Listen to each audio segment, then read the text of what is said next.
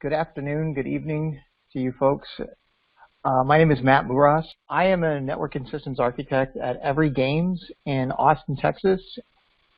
And we were formerly Multimedia Games before another company bought us out. My focus is on infrastructure as code. It's with applications and hardware, including HPE, VMware, Cisco, and Windows. I've been working with VMware for 9 to 10 years now, and I have about 3 years of kind of day-to-day PowerShell experience in this current role. So just kind of get things started here.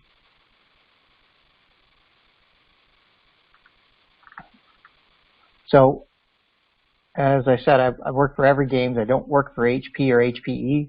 So my application of the HPE PowerShell Scripting Toolkit is not best practice. It's almost certainly not best practice. So use this code in a sandbox environment or a development environment. Don't try to use it in production if you're going to use the code, because we don't want you to blow up an environment that you don't want to blow up. So it's just kind of a quick disclaimer for you. So where can you get the PowerShell Scripting Toolkit? Well, you can open this up and open in the wrong tab. So HPE has a pretty good page to give you more information about it. As most automation toolkits go, you want reliable and repeatable scripting capabilities. And what this is we're going to configure an HPE server.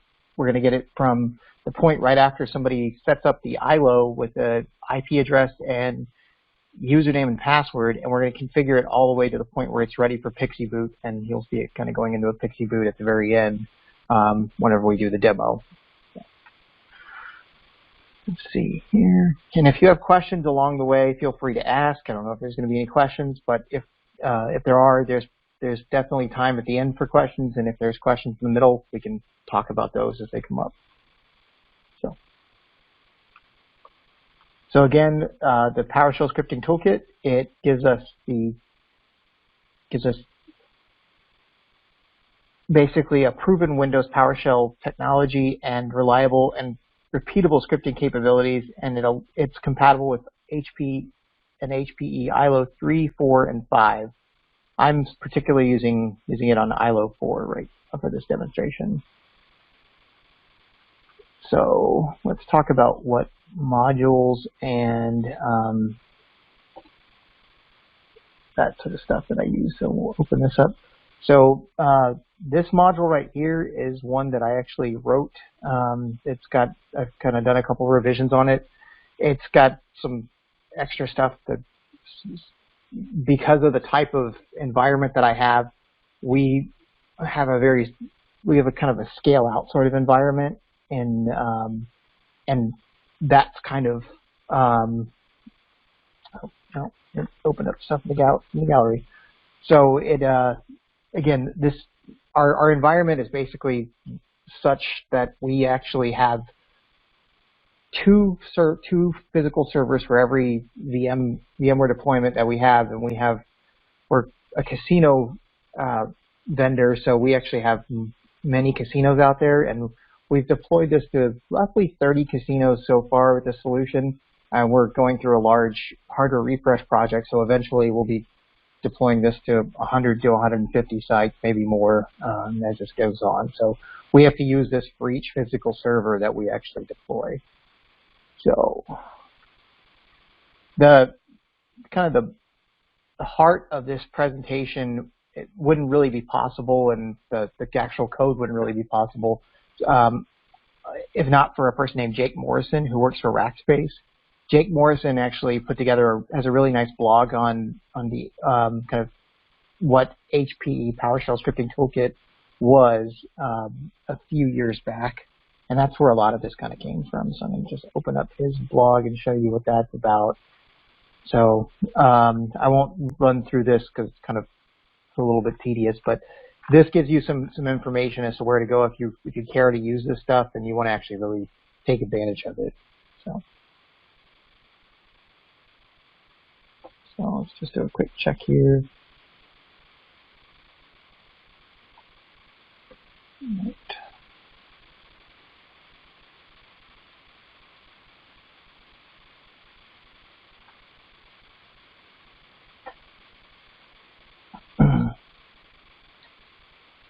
So that's the Tech Thoughts blog that I just showed you guys. There are other PowerShell scripting tools for other vendors. Some of the vendors you guys might use in your own data centers, besides HP, you might use Dell or Cisco or IBM. Each of those have PowerShell scripting toolkits, or something like some kind of PowerShell automation to actually run those. So if you run into a situation where you need to utilize that, you can definitely go to those vendors and actually use their automation to run those environments. I haven't really dealt with those environments, but I hear Cisco has a pretty good one. I understand Dell has a decent one for their iDRAC solution. Don't really know much about the IBM solution, but I know that they have something, so I'll put it out there. All right, so the actual kind of nuts and bolts of the talk is this stuff down here. So the nuts and bolts of accessing the HPE ILO. So we'll talk about that. Let's see here. Okay. So first thing we have to do is we have to load the HPE modules. So we go ahead and get those loaded. And there they go right there. Make sure they're loaded in the memory. And then the next thing we have to do is find a target to use. So we'll go ahead and find a target in the environment. So it's easy to use some kind of range like this, some kind of IP scheme in this way. So that way you can actually find the IP, and this just gives you like a /24 if you know your subnetting. This is pretty easy nomenclature to follow, and we'll pick that. And it takes a little while for this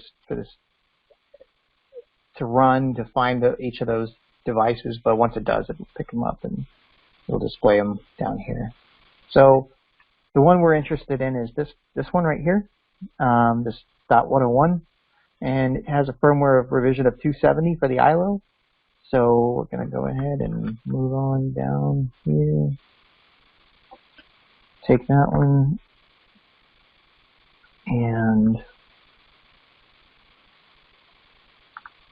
what we'll do is we'll go ahead and open up the URL to that guy.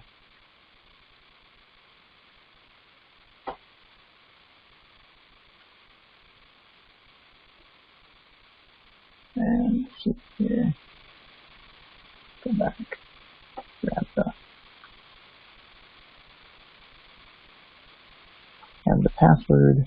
And it's a non-production password, so you don't have to worry about that.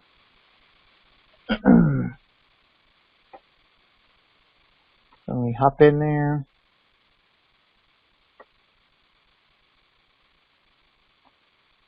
And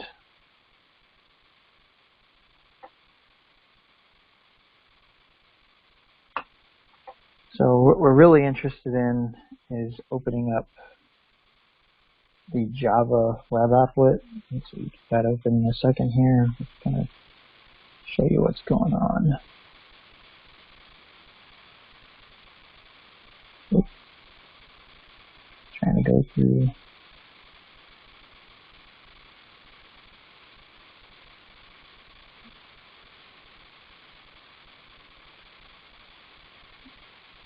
Second here.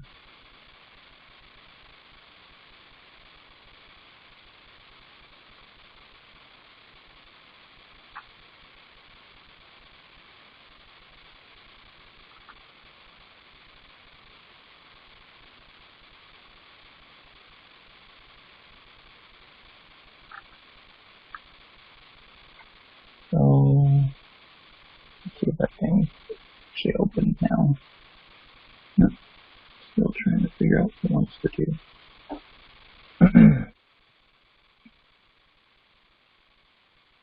Okay. Well, let's close that again and open it.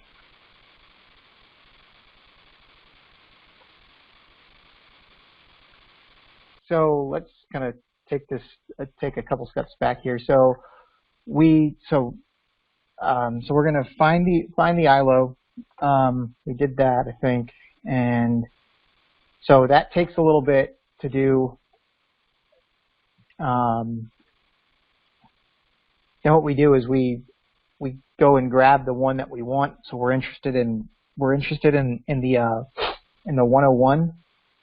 So we grab that one once this one finishes, and then what we'll do is we'll open up go back to the KVM. So second here, wondering if the KVM is actually what killed the connection. So we'll see if that happens again. So hopefully not, but we'll see. Okay, so get that and flip over to here. Let's see.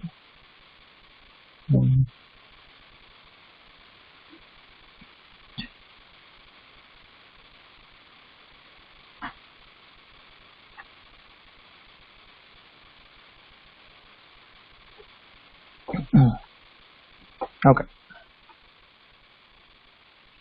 So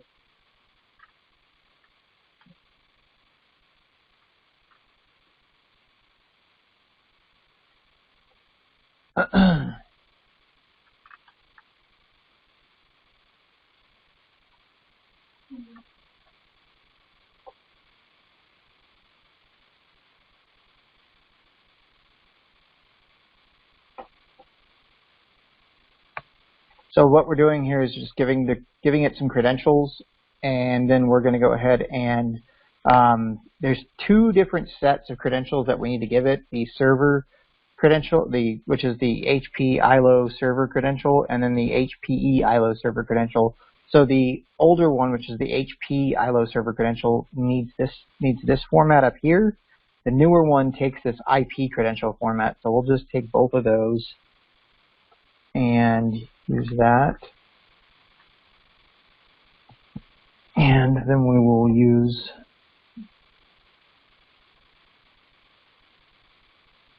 this to just kind of do a sanity check on the server. Make sure the server is powered off, which is what we just told it to do. Okay, so it's powered off. And so here's the server right here. And then what we want to do is kind of do a quick power on test. And again, so what I was saying, but I guess after I lost connection to you guys, is there's kind of a lot. What happens in this stuff is there's this power on, power off sequence kind of happens a lot during this process. So we see this kind of happening throughout, because if you're used to setting up servers and configuring the BIOS on the servers, that's a lot of what you do is just powering on the server, powering it off after settings changes, and you may not think about it, but that's kind of what's happening behind the scenes, even if you don't really think too much about it. So it just powered on, so we'll see the post start in a second here, one of the first post screens. Here comes the server, oh, it's posting. So we'll go ahead and power it off and then power it back on. You'll see both things going to happen.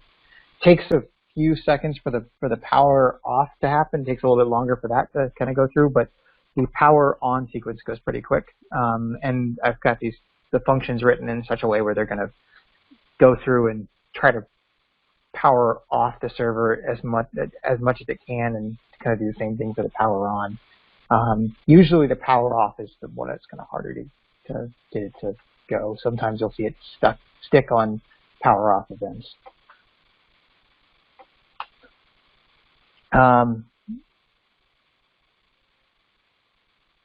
So a lot of times when you want to actually kind of go in there and make advanced feature changes to the BIOS, you really want to have the HPE server powered off, so you can commit the changes to the server. Sometimes it works without it, but a lot of times you need that power off to kind of do that. So just looks like it just powered off, and give it a second here, it'll power on.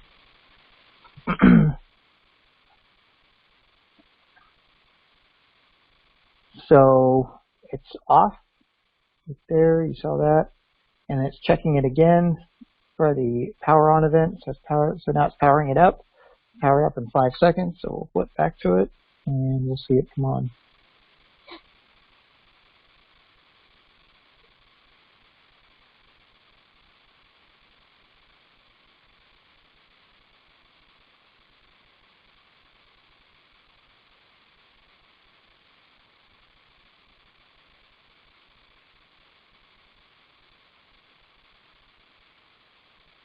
And Paul, I don't know if the YouTube is broadcasting. It looks like it's. I don't know if that's actually working or not. So I hope that the recording can get it working, Matt.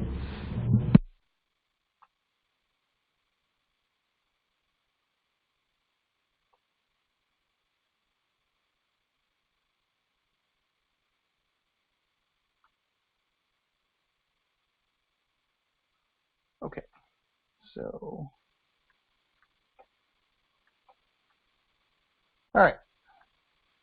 So if you see, sometimes I run into these kind of errors, and a lot of this is kind of, there'll be a communication error connecting the ILO or something to the back to the system you're running the PowerShell on. This is typical. Not really. If you see the connection errors, you need to make sure your connection is good, and you have your ports open. There might be a firewall problem or something like that. So this is a typical message you would see. So if you're having connection issues.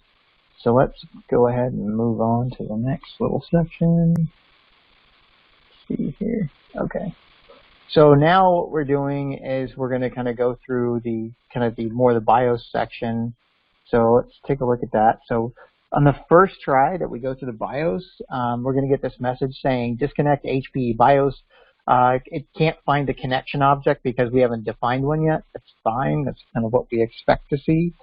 So let's see here. So we've got some stuff in here now. We can take a look at this hash. So let's actually take a look at this one up here first. So we open that up. And let's see here. Come on.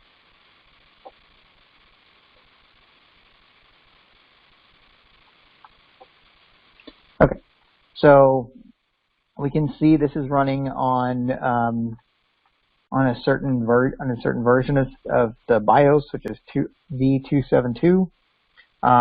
Fairly recent. I actually just updated this server with this version in the last few hours, so we were having some problems with that earlier, so I got that running earlier today.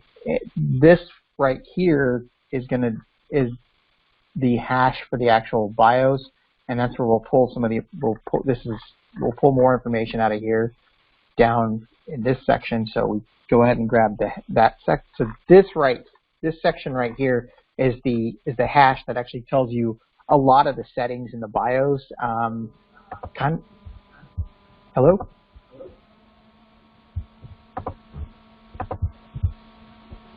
I can hear somebody typing, but I'm not sure what's going on.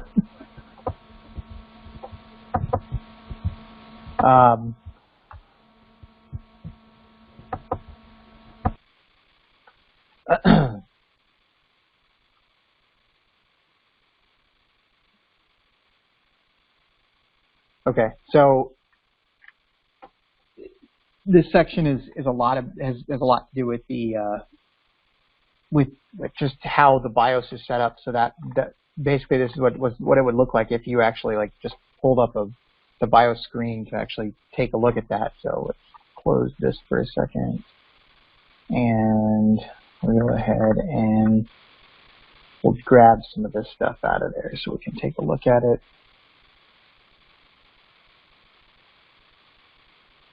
And what we're doing here is we're actually exporting the hash to a section into a file. And let's open that up. So we go over here to this file, and we take a look at it. And this is kind of what allows us to actually kind of figure out what exactly it is we want to kind of compare on whenever we're doing our comparison. So we use a file like this, or actually a couple files like this to actually do the comparison. So let's see here. Shoot for still. No, that's good.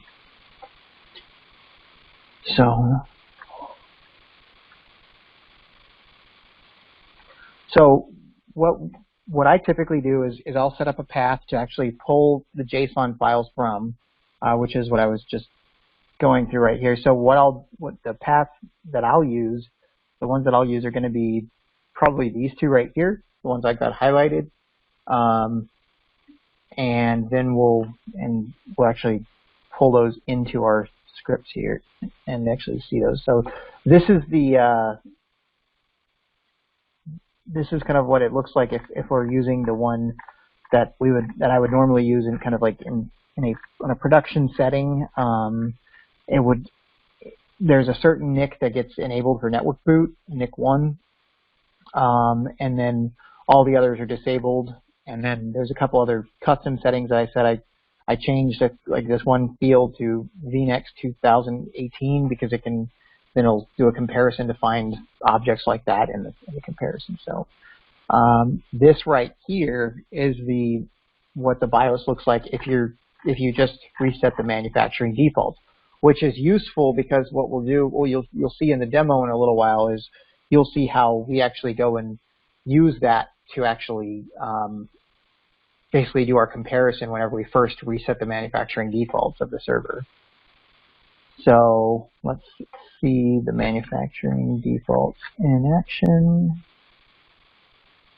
And we'll do a power off and power on with the server. And go back to it.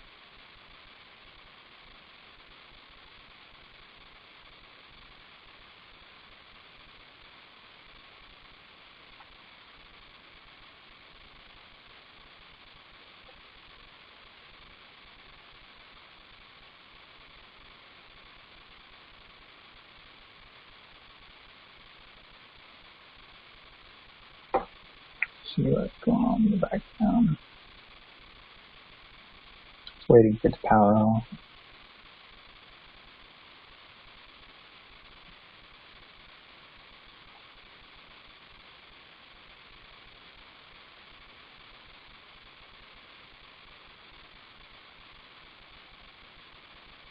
So the server right now is actually it's actually going through this kind of going through the Pixie boot on a repeat basis, but that's because I was testing it with it a while ago. Right now, what we're going to do is we're actually going to reset the manufacturing defaults, so that way it won't go through that process in the while we're waiting on it. So it's actually looks like it just may have powered off. So yep, it powered off, and what are we getting here? Info from Muras. Looks like we might have lost our connection here. Hang on a second. Let's double check something.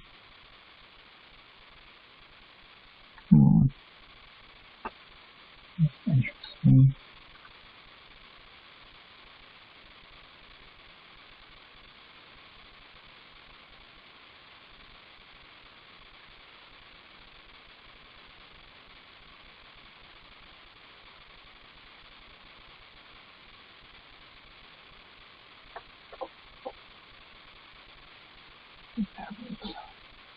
Give it another second here, see if we get that same error back.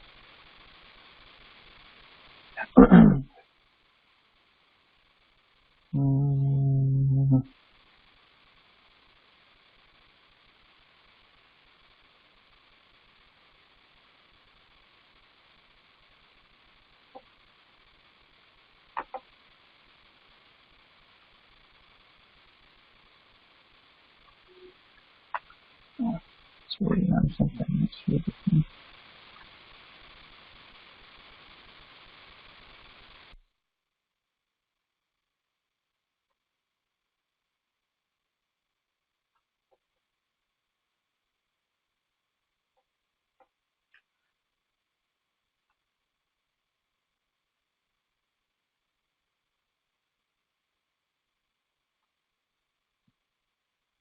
Okay. Let's see if it'll power it up again for us in a second here. So what we're waiting on is to power it up so we can get it into the reset manufacturing defaults. So let's see if that actually happens here for us for a second. And let's see if it'll actually go to that in the post. So one thing you'll notice in a little bit here is right here on the ILO 4, IPv4, if you're using HPE, this IP address will go to unknown when you're in the reset manufacturing defaults, and so will the IPv6 address. So while you're doing this when you're in kind of a normal boot process, it'll show you the full IP address. When it's going through the reset, it'll actually show unknown, but you'll still have access to the ILO. And once this thing goes through, we might actually get to see that in a second.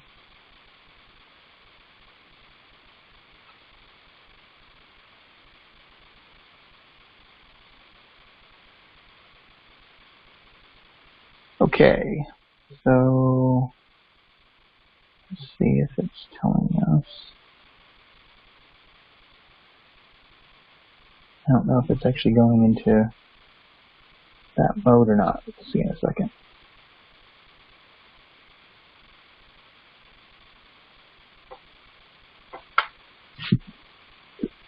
So, just out of curiosity, are most of you guys actually using? Are you guys managing stuff in the cloud? Or are you guys actually using physical data centers? Physical data centers. So. Yeah, on-premise physical kit. Yeah. Okay. Okay. Is there a particular server brand you're using? Cisco UCS. UCS? UCS? Cisco? Yeah. Cisco? Okay. Yep. Okay.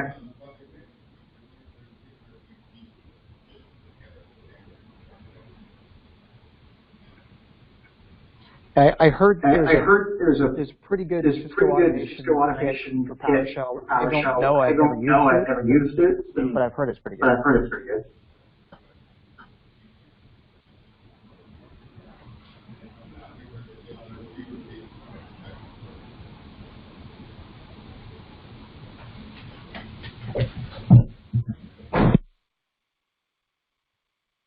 We should see it go into a mode here in a second where it's going to actually show us the, there it goes. So it says the system is being default configured.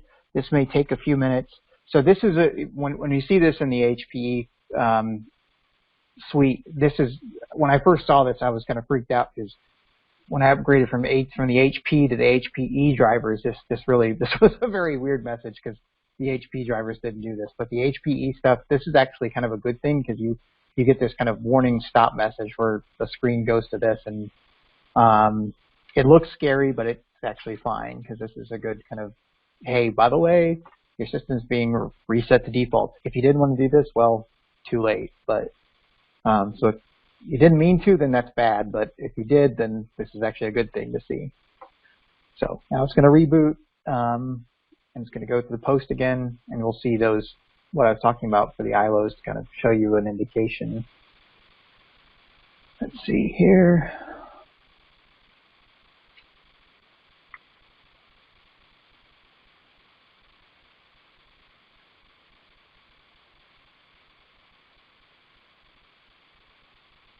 Okay, so yeah, there's the ILO IPv4 unknown, IPv6 unknown. So that's a good indication whenever you're going through this process. If you're using HPE servers, this is actually going through the manufacturing default config, and it's going to post and do all that fun stuff. So we'll leave this alone for now. We'll go kind of move through some stuff.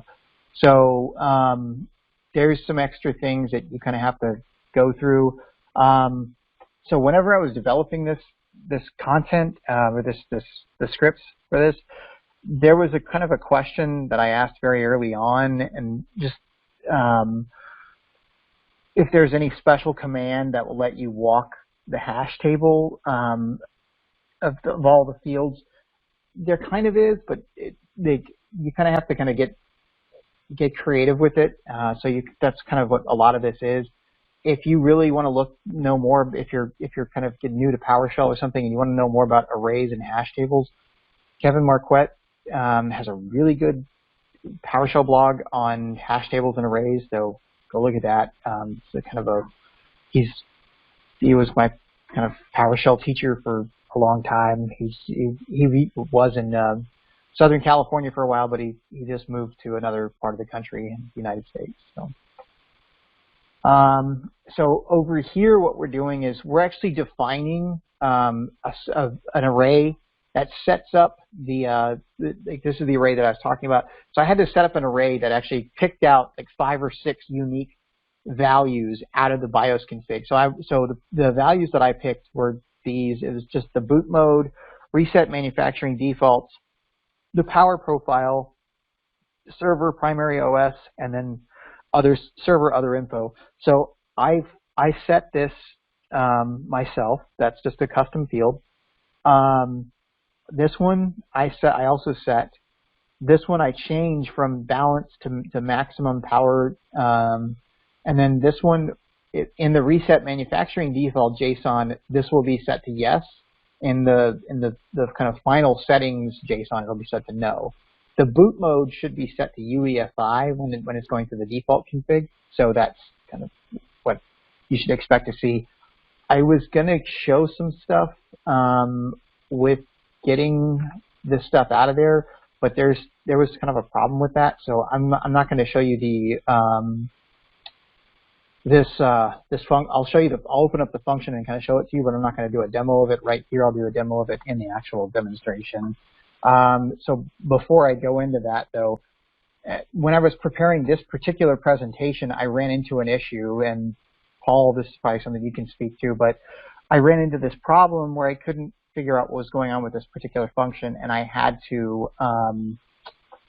do some troubleshooting, and I found out that the function was actually named different than the function and the file name were inconsistent. So whenever I went to build the module again, it came up with an issue, and it didn't like it. It basically was crashing the build of the module. So moral of the story is make sure that if you're going to go in there and do some work and update modules and stuff, make sure your function name and your module names match. So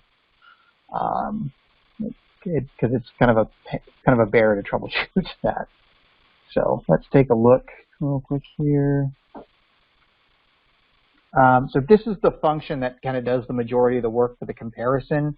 It actually doesn't have any real power off, power on events in it. But what it's basically doing is it's going in and actually checking the JSON file that we use, the kind of the reset manufacturing JSON file, checks that one and goes through and checks those 5 settings, says, hey, are these 5 settings matching? And then once it finds out that they're all matching, then it says, okay, we're good. Let's go ahead and use those. And then it does the same thing again once we give it the other JSON. It says, okay, let's check those and then make sure that those are set right now that we've kind of went to this newer version. So I just wanted to kind of bring that point up. Okay, so let's see here. We need to change back over here. Grab that real quick.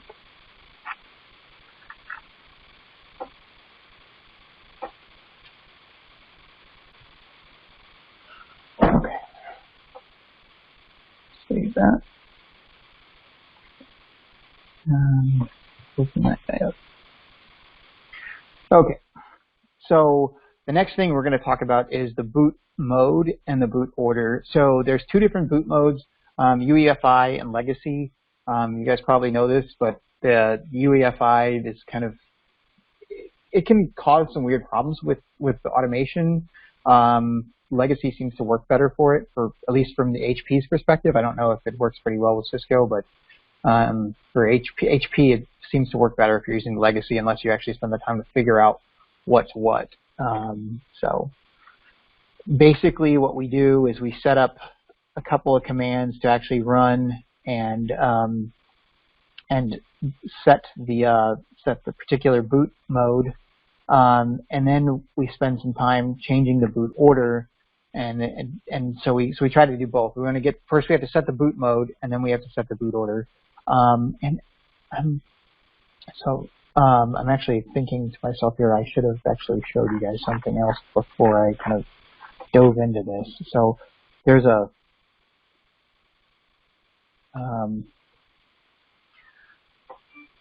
this graphic I should have showed you at the beginning, but effectively this is what we're doing. So we're kind of we started up here. We configure the IP, somebody configures the IP and the password for us, and they update the password.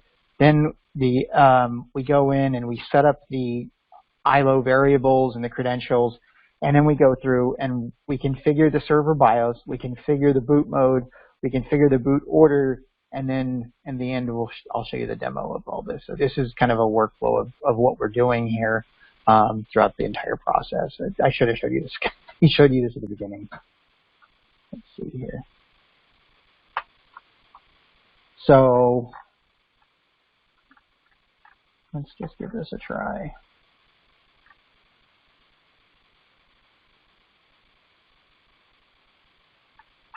Close that.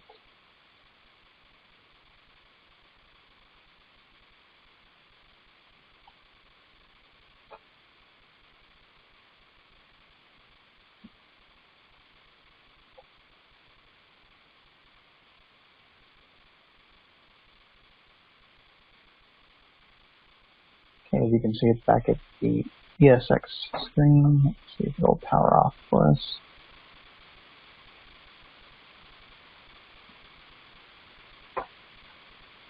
So again, we're waiting on the power off.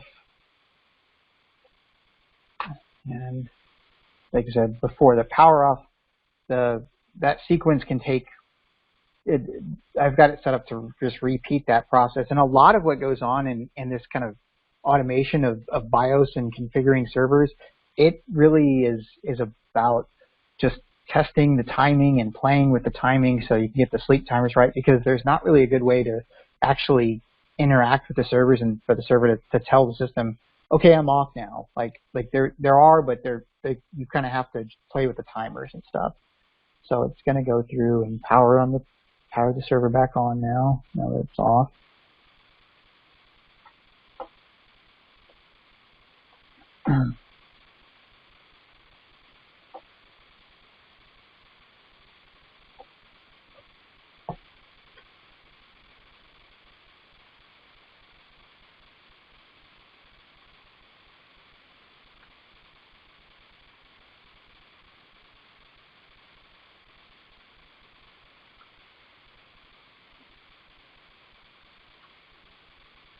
And then what we're waiting for is we're waiting to see if this actual, the boot mode is going to change for us. So we want to kind of be watching that. So the current boot mode is UEFI, and this loop, we use this kind of loop functionality in another way inside the system. So it's waiting to get to legacy boot mode. That's what the pending is showing you: pending boot mode legacy, current boot mode UEFI. So it's going to kind of just go through that over and over until it actually goes through and sets that. So it's got to go through a post before it can do that. So it goes to this first post screen, then it goes to the second post screen, which it has a scroll bar on it, which you've seen a few times already. So the second, okay, it's at the second post screen. Now once this thing finishes, we'll see it actually gets to the legacy boot mode.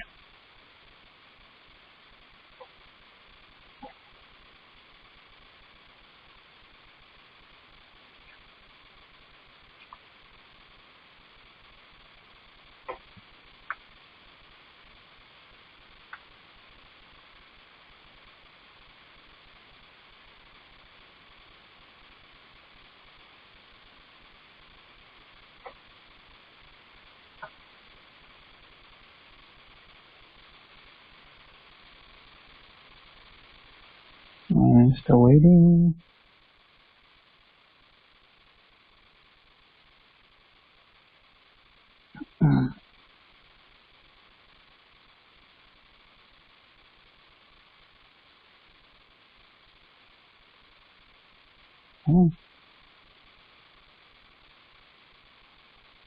Okay, so now it's in legacy boot mode, current boot mode legacy, so we can kind of move on for the rest of our lives.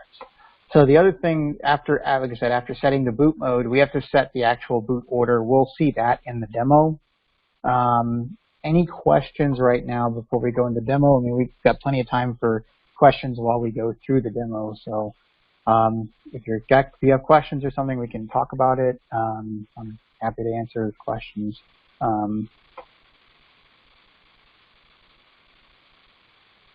So again, we find the, we're just going through getting the kind of initial stuff started in the demo, finding the ILO that we want. We're trying to get to the 101 address, so we'll get that in a second.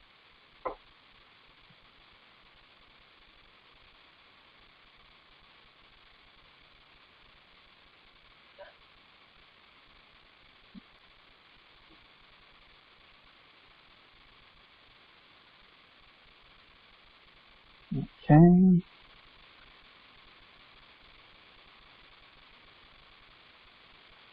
And we'll go ahead and grab the password.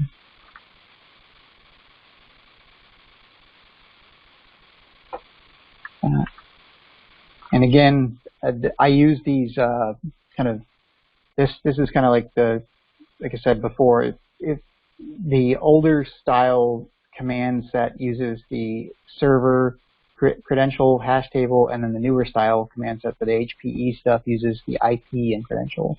So we'll go ahead and run this for the power on test. So we got that.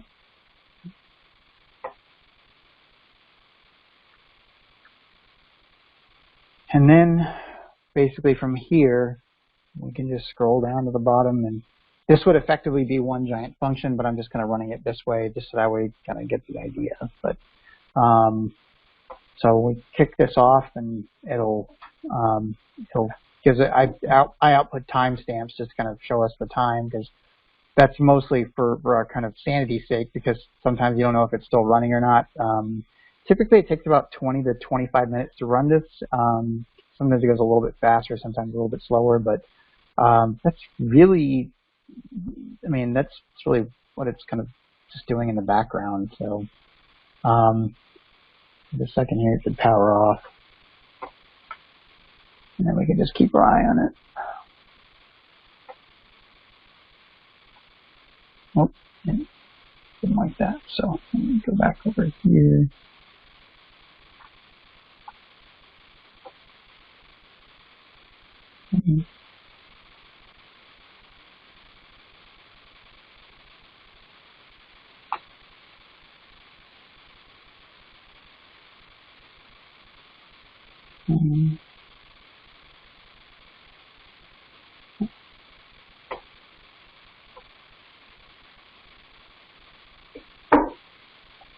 Waiting for a power off command to go through, and it may have just gone through.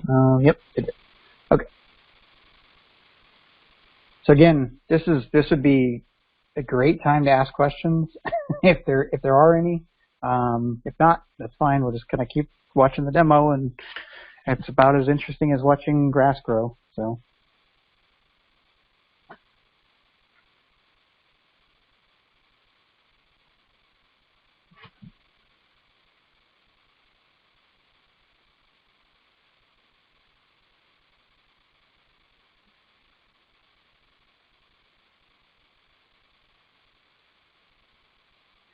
So we're just checking all the BIOS firmware and checking some stuff underneath the hood right here, resetting a couple of things. There might be a few errors that pop up every now and then. Most of these things are going to be non-fatal. It's looking for some different passwords and stuff, and maybe it can't find something for some reason. So it goes through those kind of initial checks that it powers it on, and like I said, there's a lot of power on, power off, power on, power off kind of back and forth sort of stuff going on here. So you'll see plenty of this kind of stuff that you're seeing right here. That's just the nature of this.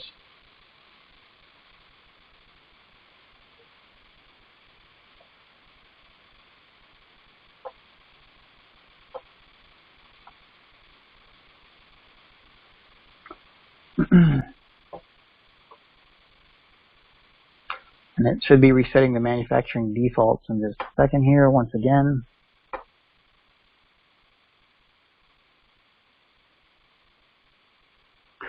And we detected that it is resetting manufacturing defaults is set to true, so it's waiting for the reboot. So a lot of this stuff is just kind of giving us a lot of extra information about, hey, this is what's happening. We want to log this stuff and just tell us what's happening.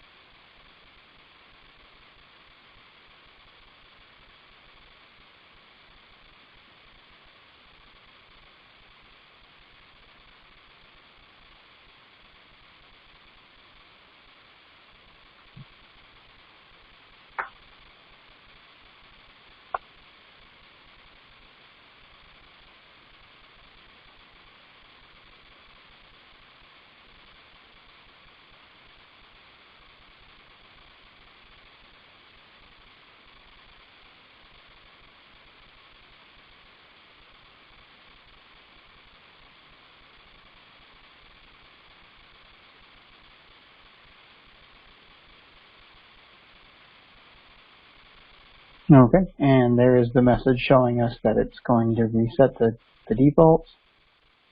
So we are on our way to making that change. And this would typically, whenever I'm using these scripts, it should be about the time I'm walking away to go do something else and just letting this thing run. Moving on with my life, and I'll come back to it and it'll tell me, oh, it's done, and then it'll probably be getting into whatever Pixie boot environment that I wanted to go to, which is, for me, is typically just booting into ESXi and setting up VMware. So.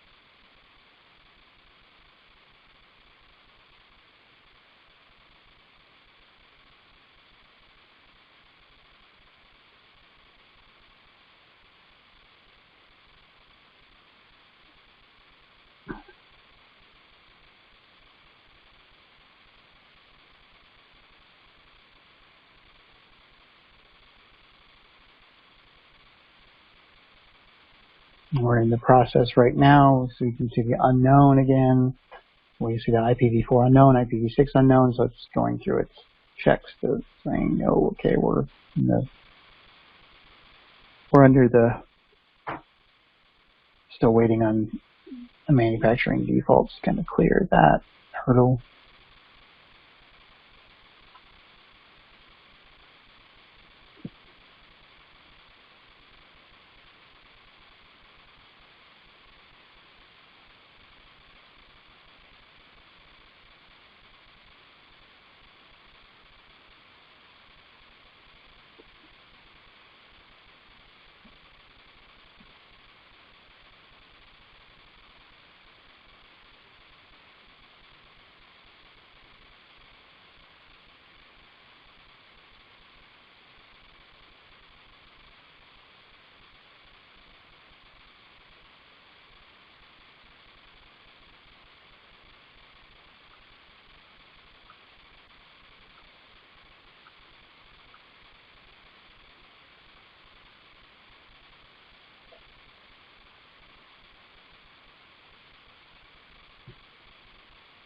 Okay, we should be getting pretty close to moving on.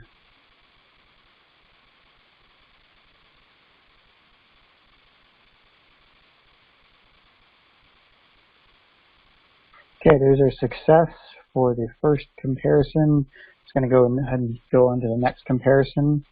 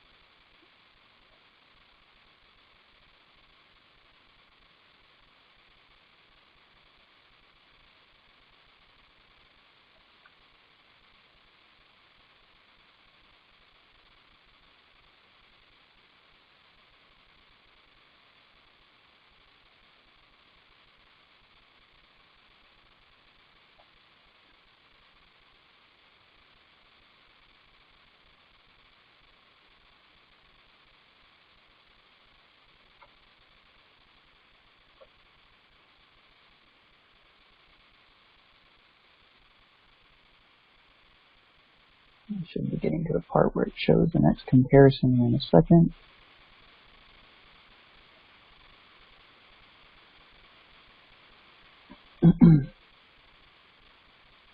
After this power on, should come to that.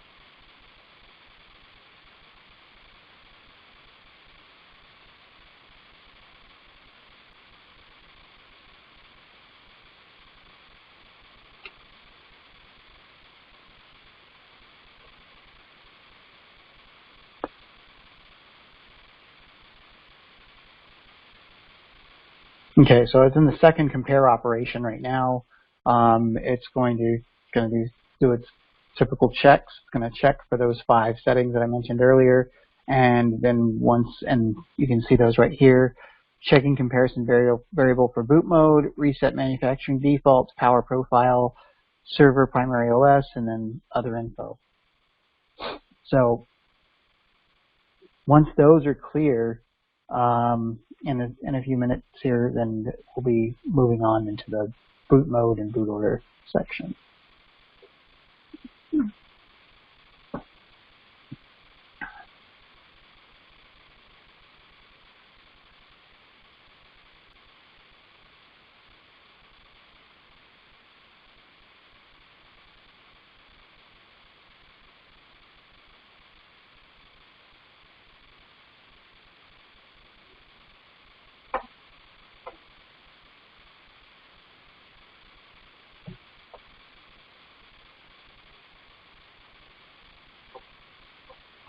May go through this part pretty quick. Typically it takes just only 2 or 3 tries to go run through this part, but we'll see.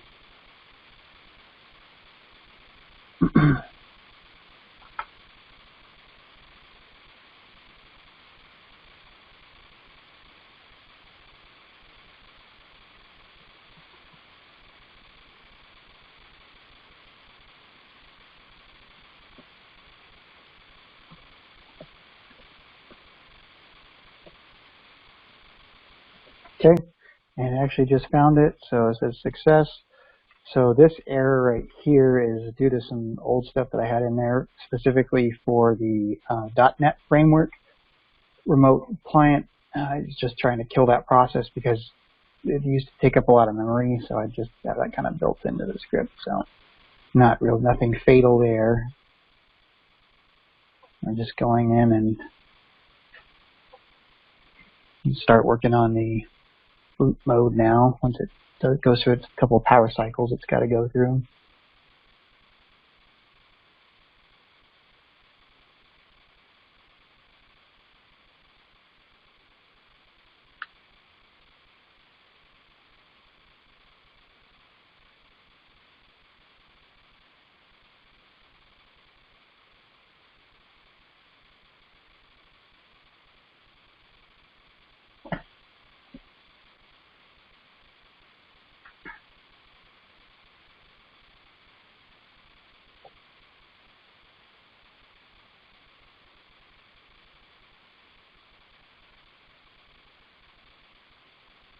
Okay.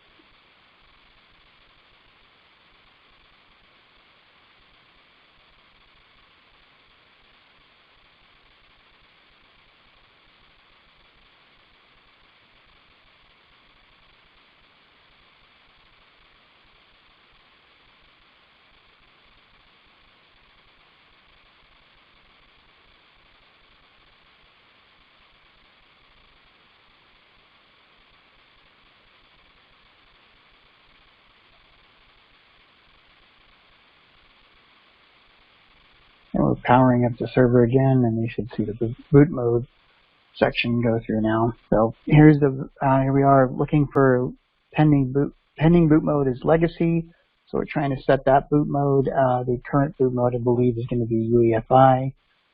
Should be take a little while to change that, but that should be in 1 or 2 reboots. So.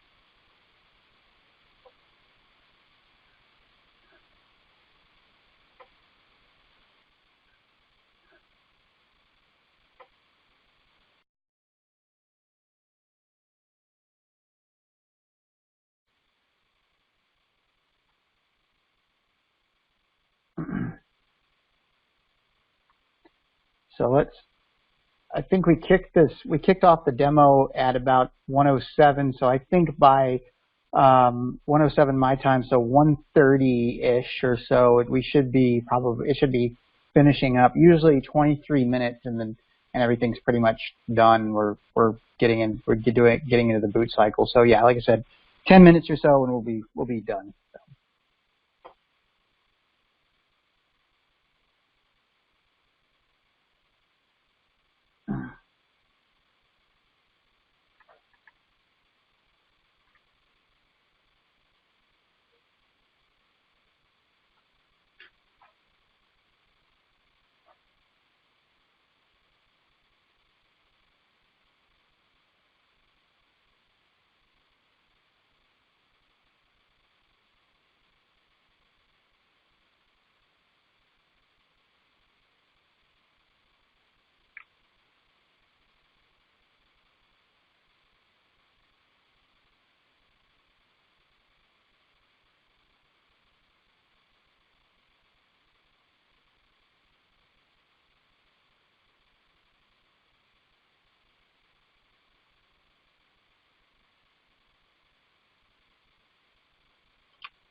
Okay, we should be setting the legacy BIOS in just a second.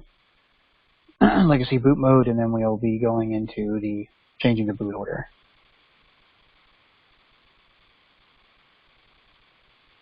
see the legacy BIOS right there. So once it actually tells the IOL I'm in legacy BIOS or legacy boot order, it'll move on.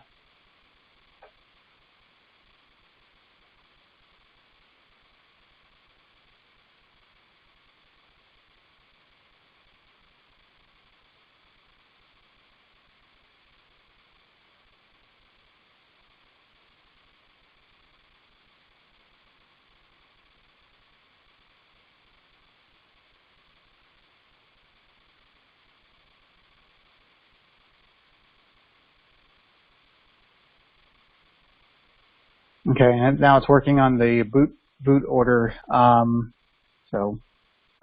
like there's not a whole lot of questions about this because it's pretty straightforward. Well, like I said, this all we're doing here is we're just doing all the steps that you would do to configure a server manually through the BIOS. You can configure them with this automation tool set and get all that stuff done this way. That way you don't have to spend a lot of time messing with the BIOS and the boot order and things like that on your own if you have a lot of servers to work through. So kind of gives you set your own pace at whatever pace you want to go for that.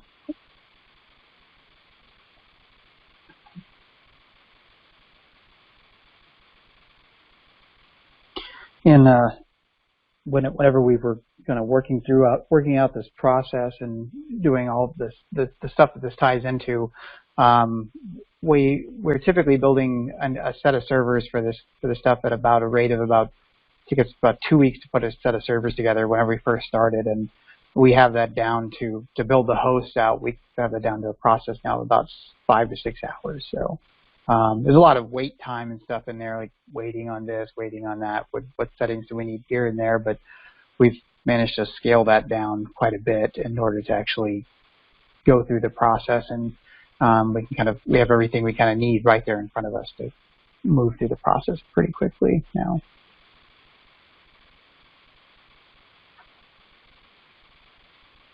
A lot of that is documentation and just making sure that we know what order things go in. There's still some work we can do to kind of even shrink that time even more, where we can make that go faster. But there's a few hurdles that we have to cross before we can get there. So that's just environment variables that are particular to our environment, not so much other people's environments.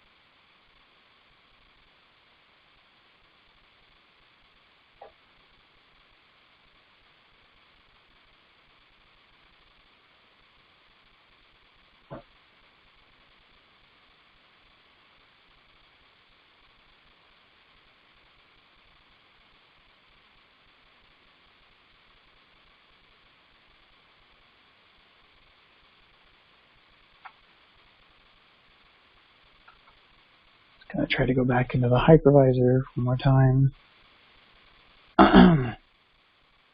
It's loaded on the SD card.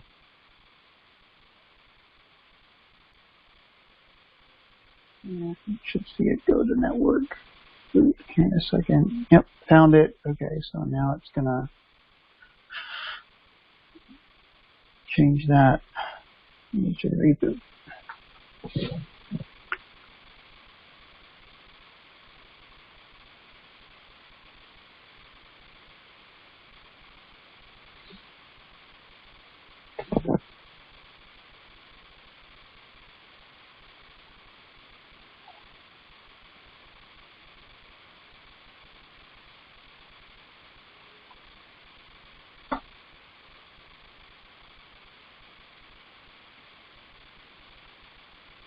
Second here.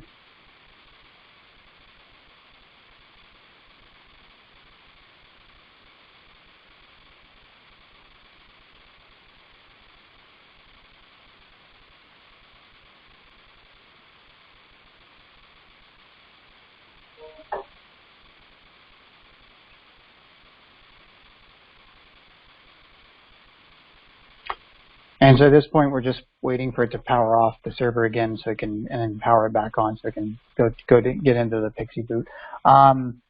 So if there are no questions, we can, if we care to watch this, then that's great. If not, we can move on their lives. So it's up to you guys. So.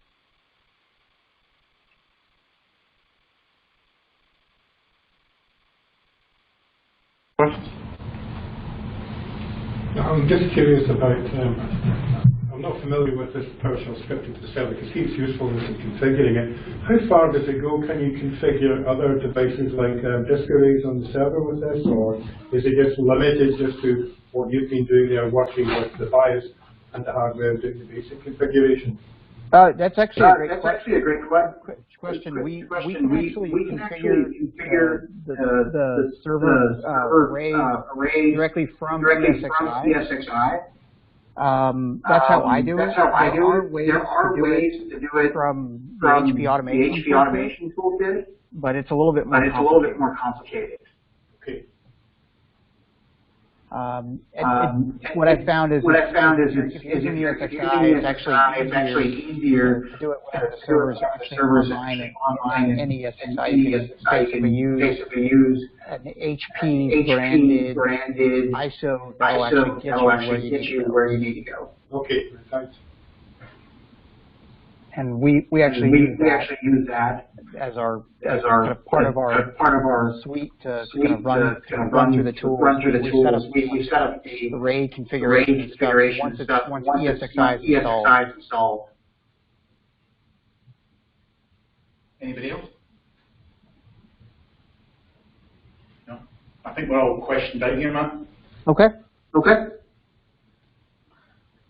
It's going to boot one more time, and we'll go into the actual ESX Pixie boot menu. So that's what it's doing right now. It's just posted. That's where it's going.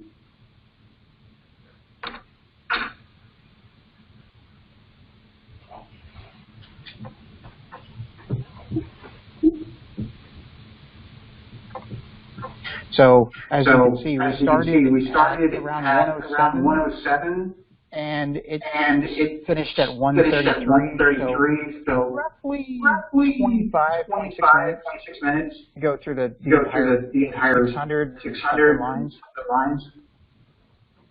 But a lot of that is waiting on power off, power on, that kind of stuff.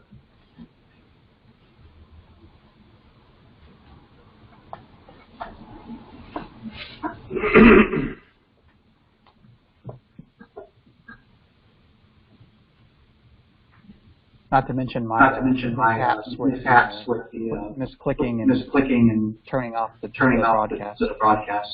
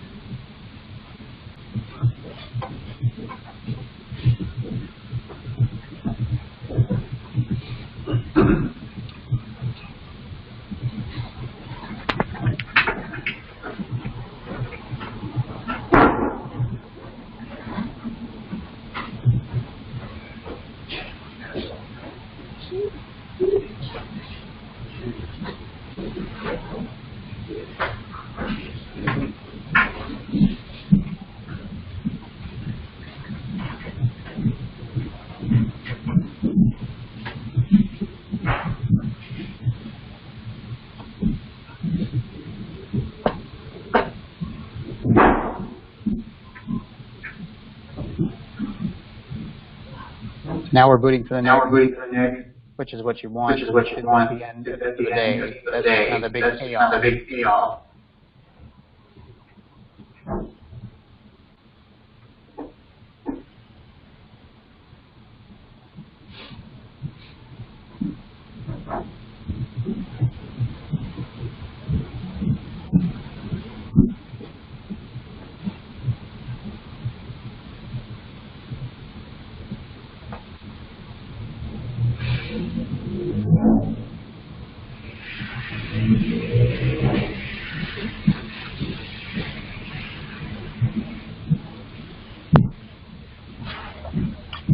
And so basically what we do, I would just let this run, and it would just select that top option in the list, and then it would install ESXi right on top of this.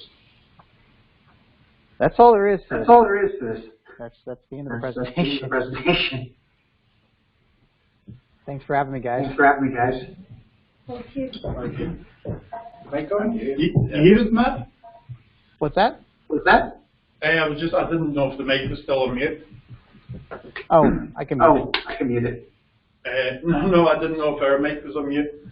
Oh, thanks yeah, a lot for the presentation. And sorry about the technical difficulties as well. It's a shame. No problem. On YouTube. Okay. We'll see what happens. Yeah.